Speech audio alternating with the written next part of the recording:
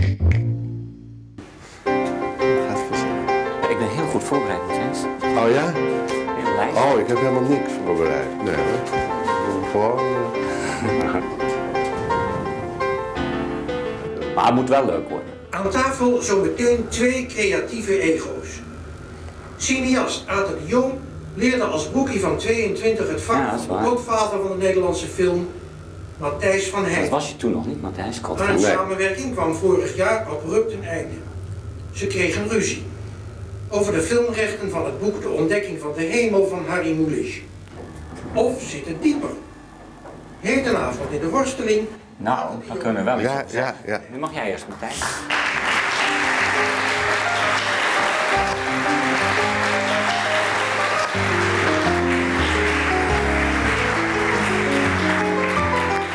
Ruzie.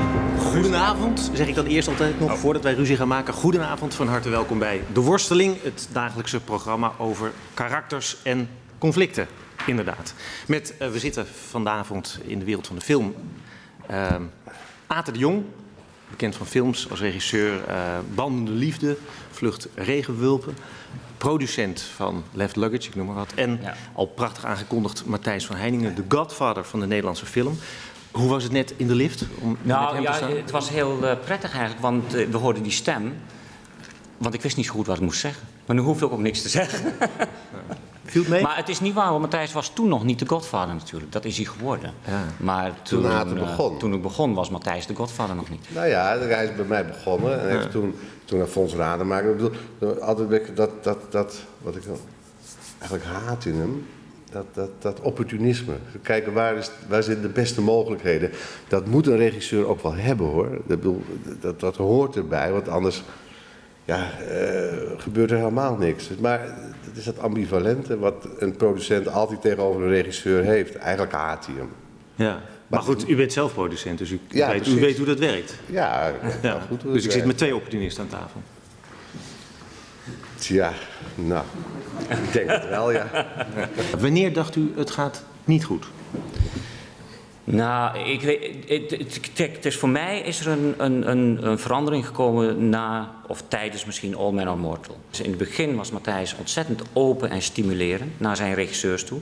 Hij zocht goede projecten, hij verbond ze aan regisseurs. Hij zorgde dat de regisseurs in een hele goede omstandigheden kwamen om het zo goed mogelijk te doen. Dat is volgens mij in de loop der jaren veranderd. All Men Are Mortal, film in 93. Ja. Uw regisseur, uw producent. Ja. Afgelopen als, mag ik zeggen, een financieel en artistiek drama? Nou, ik ben er absoluut niet gelukkig mee. En ik denk dat Matthijs er financieel ook niet gelukkig mee is. En Nee, dat, zeker niet. Aad is daar met zijn hele fee de mist in gegaan. Ik met mijn fee. Met zijn hele? Fee, zijn Ja. honorarium. Ja, oh, ja. Ja. Ik met mijn hele Dat is niet best. producers fee plus nog eens tonnen extra moeten betalen. Dat is echt een ramp. En dat... Hoe is dat financieel opgelost? Want dat is natuurlijk... dat is niet financieel niet? opgelost. Nee, op een bepaald moment heb ik, en ik neem aan dat Matthijs zelf gedaan heeft, 3 keer hard geslikt en gedacht van nou ja, 2 jaar heb ik niks verdiend en er zit heel veel geld in. Maar het gaat niet om geld. Weet je, dat is niet, daar ligt die breuk niet hoor. Ik heb me ontzettend natuurlijk in de kou. Ik heb het gevoel dat ik ontzettend in de kou gestaan heb. En de bescherming die Matthijs bood in de voorgaande jaren, bijvoorbeeld tijdens Regenwulpen en de stimulering, dat heb ik niet gevoeld of gekregen tijdens All Men Are Mortal. Bent u er zelf veel geld bij ingeschoten? Ja. Ja. En had hij, Tonnen. Je hebt het niet over... Had hij er wat aan kunnen doen, dat u Ja, weet minder je, in de piepzak zat? Ja, nou ja, kijk, op een bepaald moment, om heel ver te zijn, op een bepaald moment zei Matthijs, moet je luisteren, het geld is er niet, je zou in salaris moeten investeren. Dan heb ik ja gezegd. Dus daar kan ik niet over zitten zeuren. Waar zit u wel over? Nou, er zijn natuurlijk een hele serie van onkosten. Gewoon letterlijk onkosten, weet je wel, het vliegen van hier naar daar. Bonnetjes. Heel, En u zei, er zat zijn in- geen bonnetjes, dus ik betaal niet. Ja, die bonnetjes waren er wel, Nee, maar kijk, maar dat betaal ik niet. Kijk, het grote verschil tussen, dat zeg ik altijd, het grote verschil tussen een producent en een regisseur is dat de producent moet betalen en een regisseur betaald wordt. Nou, in dat hele proces wil er wel eens wat misgaan. Dat je tot op een moment komt dat je samen een project wil, dat gaat mis en zeg ja, we zullen alle 2 moeten leiden. Ja. Maar goed, ik heb er ook geen 4 gehad, maar ik heb nog eens tonnen bij moeten betalen. Gewoon. Had u een soort van schuldgevoel toen dat zo misging? Ja, zeker. Ja, ik vond het echt dat... Kijk, ja, dit moest gerehabiliteerd worden. Maar had u ook een soort loyaliteitsgevoel ten opzichte van hem? Jawel, U dacht van, jawel, daar jawel. moet wat... Want ik vond dat we zo snel mogelijk iets nieuws moesten bedenken. Dat we zo snel mogelijk dit... Ja, Vergeten. Allerlei dingen dacht ik voorgesteld, ik weet niet meer precies wat. Maar één van de topics was, en dat liep al een tijd, was de ontdekking van de hemel. En wat zei u toen hij dat voorlegde? Ik heb het gelezen. Ik heb zelf het boek gekocht natuurlijk, want Matthijs die... Had u nog niet gelezen? Nee, want Matthijs die zegt wel van ik heb het helemaal ontwikkeld, maar als Matthijs je opbelt, dan moet je zelf naar de boekhandel en zelf het boek kopen natuurlijk. Kijken of de regisseur geïnteresseerd is. Maar goed, hij legde u dat voor. Wat zei u toen? Hij gaf het boek en het is een prachtig boek. En ik geloofde niet dat wij het zouden aankunnen. Dus en dat had natuurlijk toen heel veel met de teleurstelling van All Men Are Mortal te maken. Want de ontdekking van de hemel, hoe je het ook went of keert, is een heel groot project. Het is een heel moeilijke film, een dure film. Ja. Dus u En zei ik dat geloof gaat niks erin. worden. Nee. Maar vervolgens leest u in de krant dat hij het gaat doen. Ik lees het uit de kant. Ja. Wat dacht u Ja, toen? en ik hoorde het op een gegeven moment, of ik vermoedde het op een gegeven moment. Want ik was al met Aart in gesprek en die zei, ja, nee, we zijn met die groots bezig. Ik hoorde hem, en hij wou niet zeggen wat dat was. Ik kon het ook niet zeggen. Ik mocht het niet zeggen, want ik ken Matthijs goed genoeg. Als ik het gezegd had tegen Matthijs, ik ben bezig met de ontdekking van de hemel. Dan had hij of Moelis opgebeld, waardoor de hele optie vergroot gegaan was. Of hij had het in de krant gezet, of weet ik veel wat. Dat risico hou ik absoluut... Nee, maar goed, maar het risico heb ik niet gelopen. Ik had gewoon, je had me moeten bellen en zeggen, luister Matthijs, ik ben achteraf gezien toch bezig met de ontdekking van de hemel.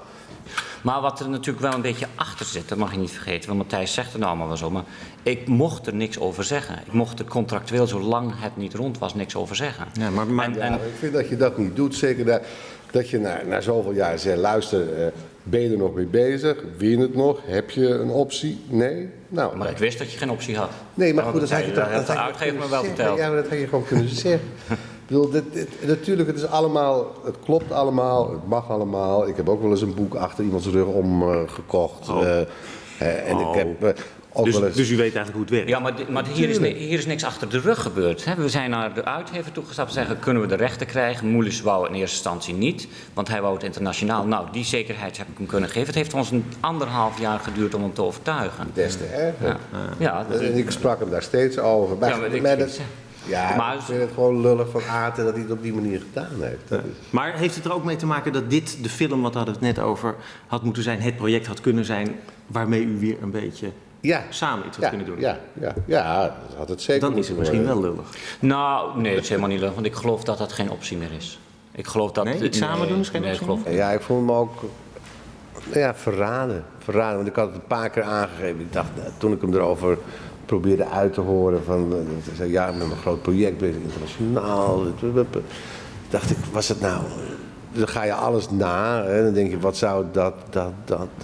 Ik denk, nou... Gewoon een ongelofelijke Nou, rotstreek. Ja, je komt natuurlijk wel aan een kern. Want wat Matthijs nu zegt is... Kijk, in feite, Moelis die zei tegen ons van Heiningen vertrouw ik niet.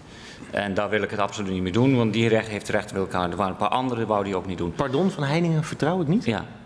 Ja, kan ik niet nagaan of hij dat zei. Ik heb het tegen mij nooit gezegd. Ik En heb toen zei u tientallen waarom niet? keren Waarom- gesproken. Nee, vertrouw je van nee, want ik zei van dat begrijp ik. Ja, onzin natuurlijk. Absolute onzin. Ik bedoel, want Matthijs is een hartstikke goed producent, maar hij heeft een aantal kwaliteiten in zijn karakter die het niet gemakkelijker maken voor andere mensen. Ja, Namelijk. maar dat Namelijk. Dat geldt voor de Jong precies hetzelfde. Nee, maar wacht even. Exact Namelijk, hetzelfde. wat zit er in zijn karakter fout waardoor je hem moeilijk kan vertrouwen bij dit soort projecten? Dat het allemaal helemaal moet zoals hij wil. Hè, dat is een, ja, natuurlijk, maar op een bepaald moment heb je andere mensen nodig om iets gedaan te krijgen. En als mensen te veel geschoffeerd worden en te veel downgepoet worden, ja, dan gebeurt het niet. Ja, dus die van Heiningen moet je niet hebben. Maar wat dacht u vervolgens toen u merkte dat hij min of meer achter u om met die film bezig was? Nou, ik vond hem verraden, omdat ik hem aangevraagd had. Ik had hem aangegeven hoe het gedaan moest worden. Ik had tientallen keren met Moelis gesproken. Ja, ik vind het En dan had ik nog gedacht van, nou ja, als hij het zelf gaat doen, maar dat hij dan dat hij het gaat produceren, door een ander laat regisseren, toen dacht ik, nou... Maar ja, dat vind ik zo'n onzin. Het is een beetje zo van, ik heb de Bijbel gelezen en het is mijn idee. Ja, nee, dat is natuurlijk ook... De ontdekking van de hemel is niet een boek wat niemand kende. Nou, het is niet de Bijbel, maar het komt er dichtbij. Maar Dat klopt, dat is natuurlijk waar. Dus we hebben het een beetje over een abstract probleem. Maar het is over de relatie tussen ons. Ja, ik vind dat hij dat gewoon had kunnen zeggen. Ja, maar het heeft met iets heel simpels te maken. Het is ingewikkeld. U noemt het woord verraad. Ja, U heeft hem verraden. Ja, dat vind ik absoluut niet. Ik was absoluut bang dat als ik het zou noemen tegen Matthijs, dat Matthijs uit wrok en wraak de hele boel in het 100 zou sturen. En ik heb het dus niet gedurfd om te zeggen. Ja, dus verraad. Nee, want A betaalde ze veel meer dan ik ooit betaald zou Ja, maar op dat hebben. moment hadden we de rechter nog niet, hoor. Dus dat maar eens mee te... Ik dacht aan guldens en zij dachten dollars. Dus 2,5 keer zoveel bijna. Ja, en Harry dacht aan heel veel dollars. Ja, en Maar u bent eigenlijk in de steek gelaten en door hem en door Moelis, zoals ik het goed begrijp. Nee, Harry is ook een opportunist. Ik bedoel, Er zijn er wel heel veel onderhand, of niet? Ja, Had u slimmer moeten zijn? Had u het moeten zien aankomen? ik had het aan moeten zien komen, ja. Maar ik had het niet verwacht. Maar ja, dat hele gedoe over dat boek, dat is natuurlijk wel waar, maar het is eigenlijk een facet. Het is een beetje een symbool en je kan zeggen bijna een voorbeeld van hoe het tussen Matthijs en mij gegaan is. Als het tussen Matthijs en mij anders gelopen was, was dit waarschijnlijk niet gebeurd. Als ik niet het gevoel gehad had dat Matthijs mij eigenlijk in de kou had laten staan bij All Men Are Mortal, dan had ik dit waarschijnlijk niet gedaan. Dus zijn eigen schuld eigenlijk. Ja, Ach, het is altijd van twee kanten, maar het zat er niet in voor mij om te denken van wij gaan ooit nog samenwerken. Kijk, als vroeger Rob Houwer me dit geflikt had ik gezegd, ja, vooruit. Maar van Aten had ik het niet verwacht. Ja, het raar is dat ik nog steeds niet weet wat er fout is, want we hebben de rechten gekocht van iets wat vrij was. Ja, maar goed, je kunt het uitleggen zoals het is, maar hij legt het uit als het is, toch, hoe je het ook bent of keert, het is een rotstreek. Ja. Nee, maar ik vind Nou, het Matthijs noemde belangrijker het is... erger gezegd, hij noemde het een NSB-streek. Ja, Doe maar. ja. Nou, dat was voor mij genoeg reden om te denken van dan hebben we niks meer te bespreken. Nee, dat is... dat kan ik me ook voorstellen. Als iemand dat tegen mij gezegd zou hebben, zou ik zeggen, ja. Dan zou ik wel gedacht hebben, klopt dat of klopt dat niet? Het gekke is natuurlijk dat van u vaak wordt gezegd van dat is die weliswaar leuke, aardige, maar dan volgt er wel het woord boef in de filmwereld. Ja, dat hoort een beetje... Dat u dit nou overkomt. Ja, dat hoort bij het vak een beetje. Maar dat Ja, maar is het een pose dat u nou zo achterover... Dan, ja, als je dit soort dingen overkomt, dat had je misschien ook zelf moeten zien aankomen. Ja, dat is misschien ook heel dom geweest. Misschien had ik te veel meer op zijn huid moeten zitten. Of heeft hij streken geleerd, zou ik maar zeggen. Nee, We hadden het net over meester-leerling. Nee, nou ja, kijk, de meester-leerling geloof ik niet. Zoals ik steeds zeg, het is meer een vader-zoon ding. En, Nou ja, vader-zoon, goed geleerd. In zekere zin, ik durf zelfs te zeggen dat mij naar Amerika gaan al een begin was van het losmaken van Matthijs. Dat was niet de enige reden, maar het zal zeker... Ik was vroeger best wel bang voor Matthijs, hoor, als producent. Waarvoor dan? Waarvoor? Nou, hij is een hele dominante, sterke persoonlijkheid die zijn wil heel krachtdadig bij kan zetten. Ja. En maar dan is het wel daar zit ik af en toe wel een beetje ik moet niet te veel zeggen, want dan krijg ik de wind van voren. Ja, maar dan is het wel een huzarenstukje wat u geleverd heeft. Want u gaat deze zomer beginnen met dat boek. Nou, dan moeten we nog maar eens zien of dat... Gelooft u dat niet? Gelooft u dat niet? Nou, ik geloof niet in de combinatie, nee. Dus nogmaals, ik vind het Aten... Maar wacht even, dat gaat net zo'n flop worden als die vorige film. Dat weet ik niet. Ik denk dat hij er veel van geleerd heeft. En dit is de perfecte... Ik regisseer het ook niet. Hè. Dus Jeroen is een heel goed regisseur die zo'n goede band heeft met wat hij... Ik weet dat Matthijs vindt dat acteurs bijvoorbeeld niet moeten regisseren. Laten we alleen praten over mensen die aan tafel zitten. Ja. U had iemand naar dit boek heel goed laten kijken. Het is een ongelooflijk ingewikkeld boek om dat goed te kunnen verfilmen natuurlijk. In eerste natuurlijk. instantie zag ik niet hoe dat verfilmd kon worden. Maar u ziet dat nu wel, hè? Want dat heeft u... Ja, met die opzet. En dat heeft hij gezien, die opzet? Ja, die heeft hij gelezen. Ja. Die heeft Jeroen overigens nooit gezien en Edwin ook niet. Dus dat is niet door. Nou ja, dat wachten we af. Dat zeg maar, als die film een succes wil worden, dan weet ik wel wat hij gaat doen natuurlijk. Dan gaat hij die opzet van u... Nee, ik weet het niet. Ik denk dat ze er niet omheen kunnen.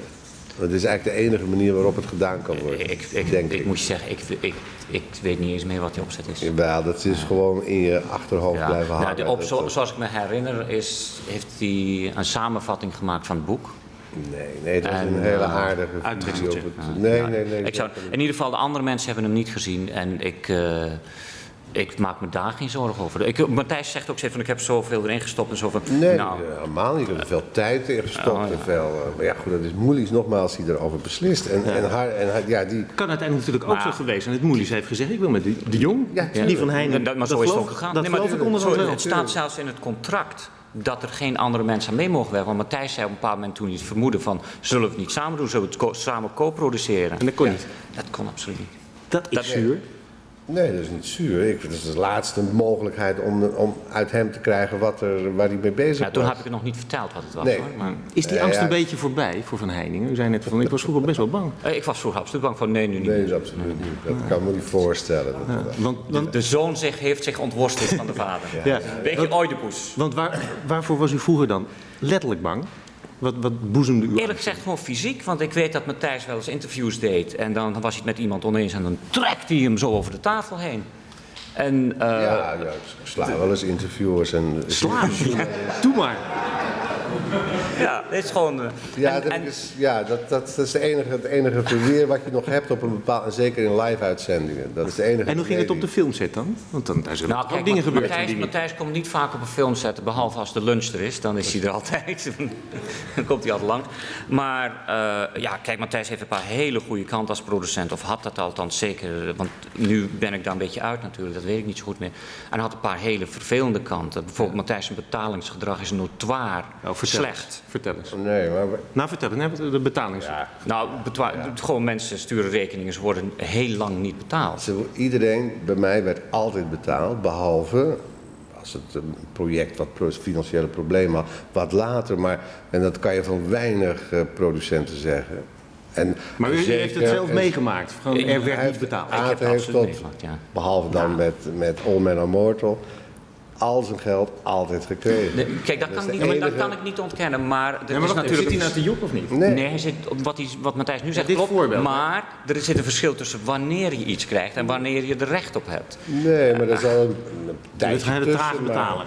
Een langzame betaler, maar ik krijg het ook langzaam binnen. Ik moet het ook van anderen weer. Ja. U staat wel bekend als ontzettend slim in dat soort dingen. Hè? De verhalen Nee, dus dat helemaal je, niet. Als je dat vergelijkt met dat je anderen, heel vroeg in uw nee. carrière dat er films waren die subsidie konden krijgen, maar dan moesten het korte films zijn.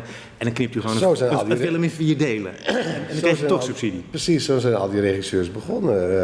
Ja, maar dat soort slimheid, dat soort... Ja, dat was de enige manier om in dat systeem toen films te maken. Ja. Je wordt daar Dus heel dat hoort bij slim het vak eigenlijk. Daar moet je dan ook niet over klagen. als je Nou, in nee, dat daar vak moet je zit. wel over klagen. Ik vind dat als mensen hun werk doen, ongeacht of ze het goed of slecht doen, als ze niet doen wat ze beloofd hebben, is het iets anders. Maar als ze hun werk doen, dan moet je niet hoeven te vragen om geld. Dan moet gewoon betaald Ja, worden. is het een kwestie van karakter? Het is absoluut een kwestie van karakter. Want Matthijs- wat is dat karakter wat aan tafel zit? Nou ja, als je het scherp zegt, Matthijs is natuurlijk gewoon een heel egoïstisch mens. Met geld is hij egoïstisch, maar ook emotioneel is hij egoïstisch.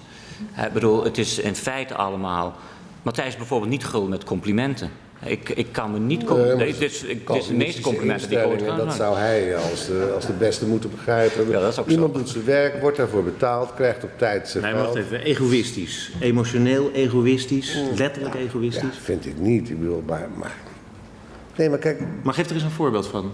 Nou, wat ik bijvoorbeeld zeg, complimenten. Ik denk dat het heel goed zou zijn van een producent om af en toe iemand te vertellen dat hij iets ook goed vindt. Ja. Waarom deed u dat nooit? Ook bij hem dan blijkbaar niet. En nogmaals, omdat je hebt je eigen verantwoordelijkheid en dat doe je om welke reden dan ook, om geld of om anderszins. Maar ik ben inderdaad niet een Joop van den Ende die voortdurend het familiegevoel in stand probeert te houden en iedereen omhelst en schouderklopjes. Nee, Maar wel egoïst. nee, vind ik niet. Is het omgekeerd een kwestie van karakter bij hem? Als u naar hem kijkt? Nee, Aad is een opportunist die dus overal Wat ik een goede eigenschap vind. Hoor. rondspringt en vriendelijk. En, ja, zo af en toe liegt om aardig gevonden te worden. Dat is ook niet. Ja, dat Vroeger loog ik misschien wel eens uit angst. Dat ik bang was dat als ik het helemaal streed vond, daar heb ik nu geen last meer van. Ik zeg nu alles wat ik denk. Nee, omdat Soms het zeg ik het te uit veel diplomatieke werk redenen. is, het is gewoon te veel Ja, dat is werk. absoluut. Als je liegt, jongen, dat is veel te moeilijk. Dan moet je allemaal onthouden hoe je dat gedaan hebt. Nee hoor, daar heb ik geen zin in. Hangt die hele, Het is veel makkelijker om de waarheid te zeggen. hangt die hele filmwereld van dit soort mensen aan elkaar? Want als ik u mag geloven, dan zit ik dus met een opportunist en met een egoïst aan tafel. Ja, maar je zit gek genoeg. Ja, eigen, zeg het maar, hoor. vak, televisie, Ja? dat is 100% erger wat dat betreft. Echt waar? Oh ja, veel erger. Ja, maar de filmwereld, hè, daar hebben we het over. De filmwereld is een heel klein wereldje. Je zit met een paar honderd mensen.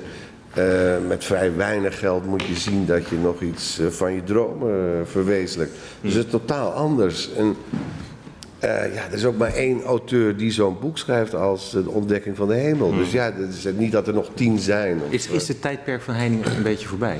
Nou, als je het tijdperk van Heiningen noemt, dan vind ik het niet. Is Matthijs zijn tijdperk? Ik denk dat Matthijs zijn vlam en zijn vuur wat gedoofd is. Maar dat is privé, maar de tijdperk is er We hebben natuurlijk nu nog wel. 4 speelfilms onder handen met Frauke Fokkema, Noeska van Brakel, Guido Pieters, een Amerikaanse film. Nee, per se niet. Nee, we Ja, gaan maar juist. ik heb het gevoel dat Matthijs die doet omdat hij producent is en weer iets moet doen. Niet omdat hij echt die projecten wil doen. Ik Maar vind dat je veel verder waarom moet ben je gaan. niet in Amerika gebleven? Daar had je toch een carrière kunnen maken? Dan moet je Absoluut. hier in Nederland. Ik wist perfect hoe die film. Ik heb Harry zelfs Unbearable Lightness of Being laten zien. Kundera. Zo moet je het Dat maken. is geen slecht voorbeeld. Ja, maar goed, maar internationaal provinciaal. U zegt Nee, flauwekul. helemaal niet provinciaals. Ik vind provinciaals. Die vanuit Hollywood een beetje in Londen blijft hangen en geen film meer Vindt u dat hij een regisseert. beetje mislukt is in Amerika? Helemaal niet. Maar hij heeft... volgens mij heeft hij het veel te chic aangepakt daar. Hij heeft gewoon hard in het exploitation werk moeten duiken. Wat is dat? Nee, Nou, keiharde actiefilms. En veel geld verdienen. misschien had ik dat moeten doen. Dat heb ik zeker Dat niet zie je gedaan. Jan de Bont toch ook doen? Zie je Paul Verhoeven toch in feite ook doen? En dan, daarnaast kan je dan je eigen dingen doen. Als u de balans opmaakt, vindt u dat u goed terecht is gekomen? Nee, vind ik niet. Vind ik absoluut niet. Hij moet zelf een film regisseren. Waar die wat te zeggen heeft. Nou, dat ga ik ook doen. We kijken je weet tegenwoordig zitten die belastingmaatregelen. Hè? En daar krijg je, als je het goed doet, kan je heel veel geld genereren. Wij zitten met De Ontdekking van de Hemel en een kleinere film, die heet Fogbound, die ik ga regisseren. En een derde film, die heet Enigma, die geregisseerd wordt door Michael Apted, dat is de regisseur van James Bond, geproduceerd door Mick Jagger. Die 3 films zitten in een cv van ons. En dat geeft heel goed aan hoe wij zien dat films gemaakt zullen moeten gaan worden. Zou het kunnen zijn dat u bij een van al die indrukwekkende projecten Matthijs van Heiningen nog eens inschakelt? Nee, dat is onwaarschijnlijk. Nee, ik denk omgekeerd. Als ik een boek vind wat een mooie gereformeerde achtergrond heeft in Zeeland, dan zou ik hem zeker vragen. Maar nee, ik bedoel dat. Maar ik wacht rustig af. Ik zie wel hoe dat afloopt met Harry. Ik vind het een beetje zonde zoals het. Had een mooi project kunnen worden. Ja. Het zal een heel mooi project worden. En het wordt een heel groot internationaal project. Daar ligt een groot verschil tussen ons. Ja, zeg eens eerlijk, bent u gekwetst? Wat er nou gebeurd is? Ik was zeker gekwetst door die opmerking over de NSB-streek. En toen had ik zoiets van... Want kijk, in het begin, dan spreek je wel over een tijdje voordat ik in Amerika woonde. Ik sprak Matthijs elke nacht. We belden elkaar elke nacht ongeveer op om 1 uur 's nachts. Want dan waren we de enige 2 die nog wakker waren. Dan zaten we een uur lang alles door te lullen. Want Matthijs vindt vroeg opstaan niet leuk en ik eerlijk gezegd ook niet. Dat is een van de goede dingen van een producent zijn. Je kan lang in bed blijven U liggen. zegt ik ben gekwetst en hij steekt een sigaar op. Hij steekt hem weer. Hij was uitgegaan. Maar dus vroeger was er een hele grote band. Nou, zoiets zal niet meer terugkeren. Ik vind het jammer dat het zo moet aflopen. Maar ja, Goed. Heeft u nog rekeningen openstaan bij hem? Nou, als je Om en Moord leven vergeet, Ja. en dat heb ik helemaal vergeten wat dat betreft. Feitelijke rekeningen niet, nee. Dacht u dat hij ze zou betalen dan? wie weet. Ik dank u hartelijk voor het gesprek. Nathan de Jong, Matthijs van Heiningen. Morgen om 7:55 hier een nieuwe worsteling. Tot morgen. Morgen in de worsteling Piet de Visser. Hij werd bekend als Paspoorten-Piet. Hij bracht minister Wim van Ekelen ten val. Voor Van Ekelen een traumatische ervaring. Voor de Visser het mooiste moment van zijn leven. Gaat-ie. Kijk wat er staat. Een beetje een lettertype van in de schaduw van overleven. Ja? Nou, Matthijs, ik hoop dat het leuk wordt. Ja, Voor de precies. mensen Voor de om te mensen. zien.